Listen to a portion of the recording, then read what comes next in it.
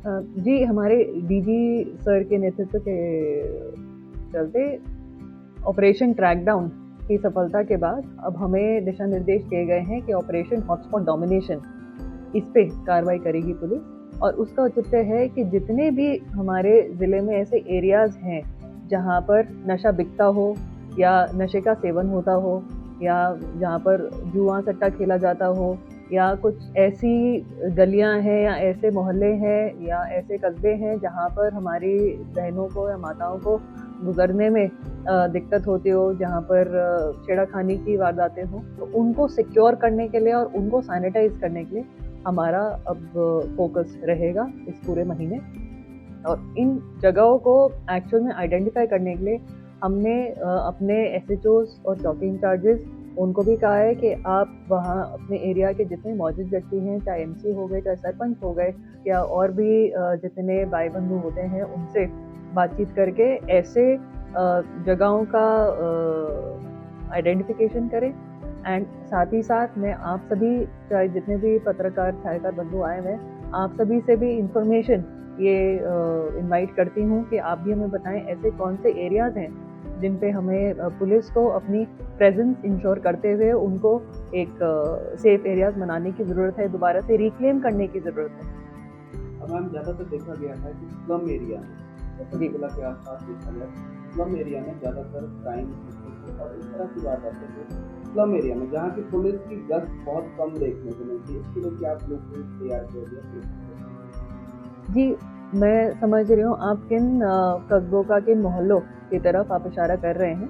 But देखिए, एक दो वारदातों की वजह से या कुछ वारदातों की वजह से पूरे एरिया को या पूरे जो भी लोग वहाँ पर रह रहे हैं उनको क्रिमिनलाइज करना भी ठीक नहीं रहता। तो इसीलिए हम उसमें जितने भी कुछ गलियाँ हैं या कुछ स्पॉट्स हैं कि जी फलाने मंदिर के सामने या फलाने गली में कुछ ऐसी अवैध एक्टिविटीज़ हो रही हैं, उनको कंट्रोल किया जाए और उन एरियाज में पैदल गश्त बढ़ाई जाए, वो हमारा फोकस पॉइंट रहेगा। मैडम, पंचकुला में काफ़ी हाईलाइट बिल्डिंग है जी, जहाँ पे बड़ी संख्या में किराए जा रहे हैं, बाहर के लोग हैं, हाँ जी। तो उनमें कोई सख्त अभियान चलाने की, जैसे कि फरीदाबाद में भी टेररिस्ट एक्टिविटी में लोग ऐसे ही रेंट पर रहते हैं, तो ऐसे ही हाईलाइट सोसाइटी में सर्च के लिए कभी पुलिस ने कोई प्रयास अभी फिलहाल में नहीं किया, तो ऐसी सोसाइटी में क्या पुलिस सर्च अभियान चलाएगी जहाँ पे बड़ी संख्या में किराएदार रह रहे हैं? देखिए, सोसाइटीज़ में सर्च अभियान की जगह जो आरडब्ल्यूएस हैं उनका ही हम हेल्प मांगते हुए उनको कहेंगे कि आपके जितने भी रेजिडेंट्स रह रहे हैं उनको आप वेरीफाई करें। और यदि कोई भी अगर सस्पिशियस या फिर कोई सस्पेक्टेड बंदा लगता है, कोई भी सस्पेक्टेड फैमिली लगती है, तो पुलिस को बताएं। क्योंकि मैं समझती हूँ कि फरीदाबाद में जो हुआ बहुत ही अनफॉर्चुनेट था, पर उसके चलते हम सभी की कोम्बिंग शुरू कर दें, उससे बहुत इनकन्वीनियंस होगी पब्लिक को। तो it has to be more targeted. तो एक जो प्रिलिमिनरी चेक है वो आरडब्ल्यूएस खुद करेंगी और आरडब्ल्यूएस फिर हमें एक लिस्ट देंगे कि जी एक दो परिवार हैं या एक दो घर हैं जिनके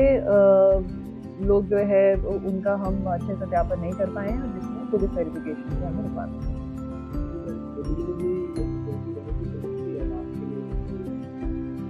जी, हमारा हॉटस्पॉट डोमिनेशन के तहत गोल यही है कि जितने भी एरियाज हैं हम परमानेंटली रिक्लेम कर लें। और व्हेन आई से परमानेंटली, तो 2400 घंटे यहाँ पर जो भी अवैध एक्टिविटीज़ हो रही हैं, नशा बेचने का या नशा पीने का या फिर जुआ हो, चाहे सट्टा हो और भी कोई अवैध काम हो, तो एकदम 100% उसकी रोकथाम की जाएगी और रिस्पॉन्सिबिलिटी फिक्स की जा सके। उसके लिए हम टीम्स,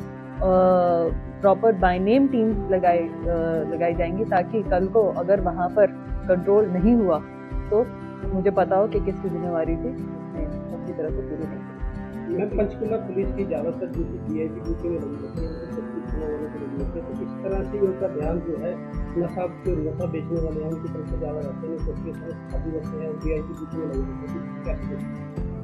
देखिए, एक जंगल में जब शेर घूमता है तो शेर एक टाइम पर 10 जगह नहीं रहता, पर फिर भी कोई भी अगर कोई शरारत कर रहा होता है, छोटा जानवर, तो उसे पता होता है शेर आ जाएगा, उसके डर के मारे में नहीं करूँगा। तो हम वो दिन में एक दो बारी या फिर अपने वहाँ पर अपने सोर्सेज ऐसे डेवलप कर ले ताकि उसको पता हो वहाँ क्या हो रहा है और उसका भी इतना डर हो कि कोई भी दोबारा से वहाँ पर अवैध एक्टिविटी करने का ना सोचे। तो ये है मेरा पर्सपेक्टिव।